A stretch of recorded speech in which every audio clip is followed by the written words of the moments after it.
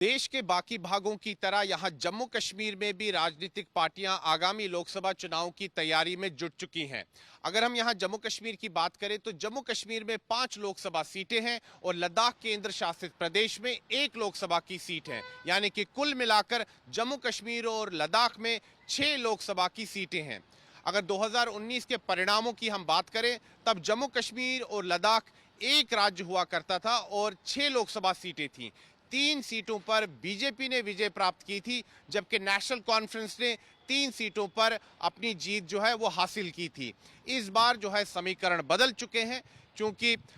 जैसे कि हम जानते हैं कि 2019 में अनुच्छेद 370 और 35A को हटाया गया और उसके तुरंत बाद यहाँ पर जम्मू कश्मीर में जो है परिसीमन की प्रक्रिया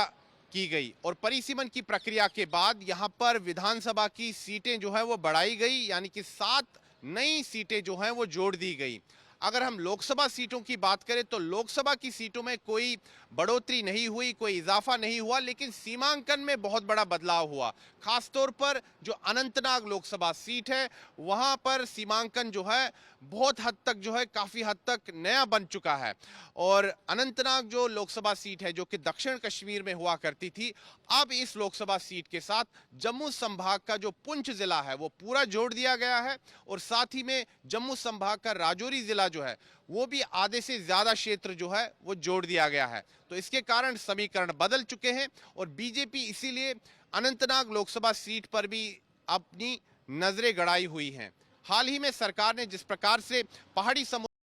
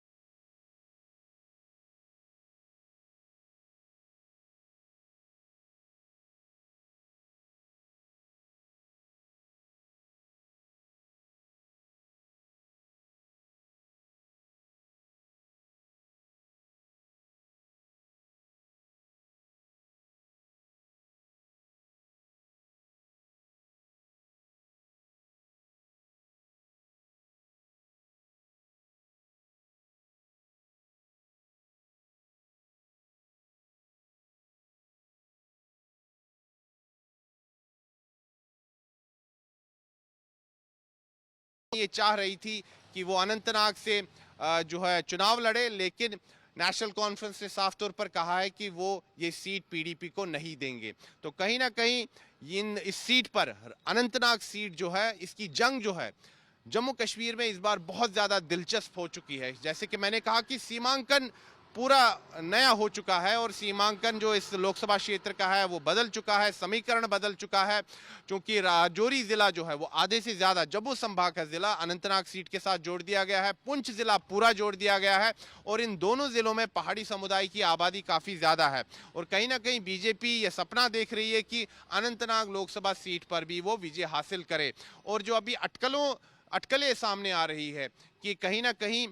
ये भी बीजेपी चाह रही है कि एक मजबूत उम्मीदवार को इस सीट पर चुनाव लड़ाया जाए। और जो बात अभी सामने आ रही है कि जम्मू कश्मीर भारतीय जनता पार्टी के अध्यक्ष रविंदर रैना रेस में काफी ज्यादा आगे हैं और वो खुद भी इच्छुक हैं कि वो इस सीट पर चुनाव लड़े, लेकिन क्या पार्टी उनको टिकट देती है ये अभी देखना बाकी है। और अगर हम पीडीपी की बात करें तो पीडीपी जैसे कि मैंने कहा कि ये चाह रही थी कि वो अनंतनाग सीट से चुनाव लड़े, लेकिन कहीं ना कहीं उनकी जो आशाएं थी उस पर नेशनल कॉन्फ्रेंस ने पानी फेर दिया, क्योंकि नेशनल कॉन्फ्रेंस ने दो टूक शब्दों में कहा कि वो